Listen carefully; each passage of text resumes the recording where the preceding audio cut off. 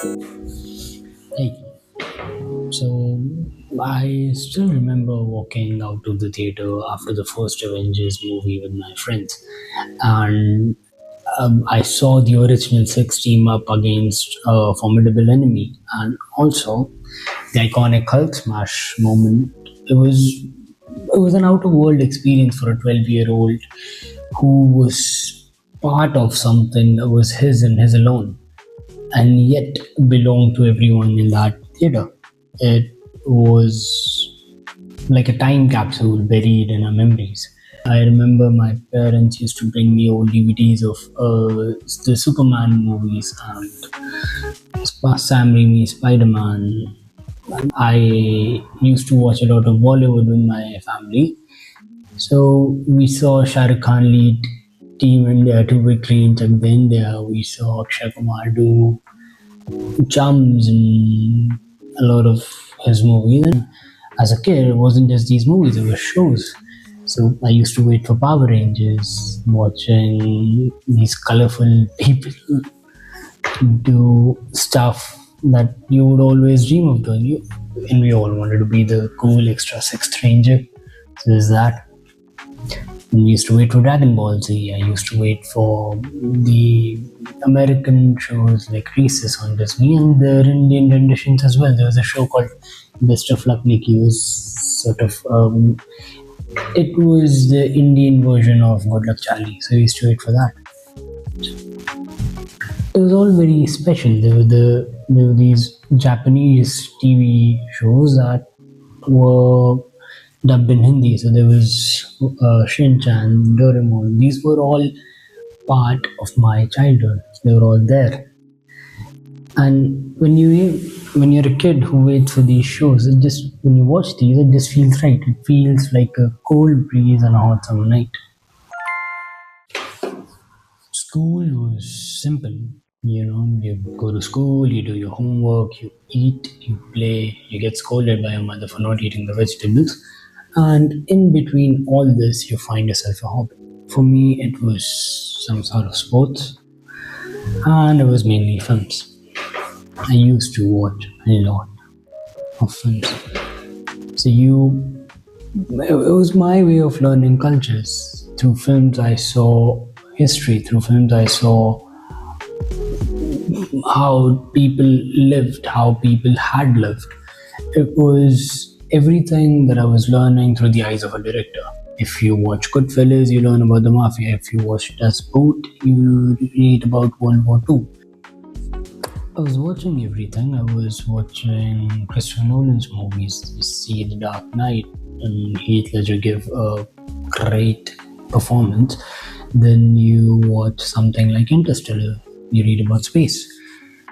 I mean, I'll give you an instance. When you're 15 and you choose Citizen Kane for a road trip movie, people do not want to watch that. But you're like, you know what? I am a cinephile. I'll watch it. You act like a snob. For them, for you, it's just, well, an experience. Then I broke that 1 inch barrier from subtitles and it changed everything. Wong Kar Wai showed me a neon lit Hong Kong that I'd never known. I saw Park Chung Woon's movies. Like when you watch Korean cinema, it is extremely different from what I had known of Korea, which was K-dramas. I know it's different. Watch it. There's that. I saw Fahad Fazil's movies, and that showed me a part of my country that felt distant. I'd never known Kerala. I'd been to Kerala as someone who was as a young kid, but when you watch those movies, it shows how people there live. So you learn everything through this, and it felt like a nice dream. It felt like a daydream that you did not want to wake up from. Uh, well, it wasn't like that after a while, though. I didn't study much because, well, yeah, life was all shits and giggles, and then it wasn't. I didn't study much, so I didn't get in college. I didn't get in college. My friends did. They moved forward. I was where I was. And it was all because I felt, it's because of a hobby that I thought was making me better, but I don't know. cinema actually didn't ruin it. I wasn't watching movies too after a while. That's the problem. I just replaced it with endless fucking doom scrolling, quick content. It was just crap, random videos and Instagram, YouTube. I wasn't stupid.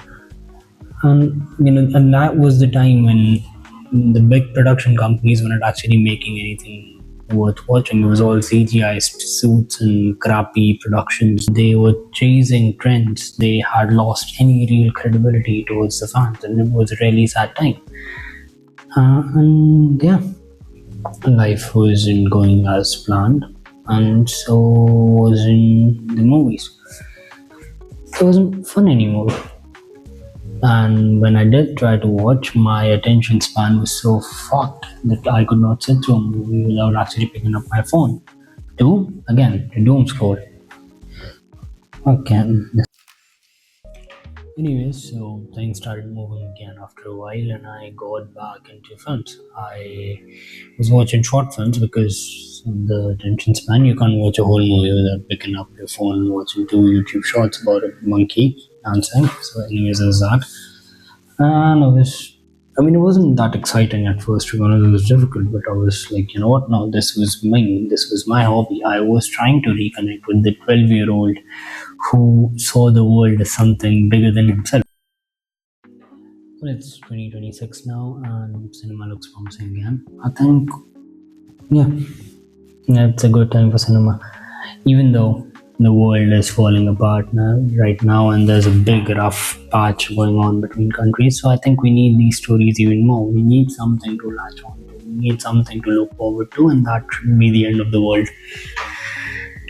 So yeah, this isn't a story about me, losing myself, rather trying to find my way back in.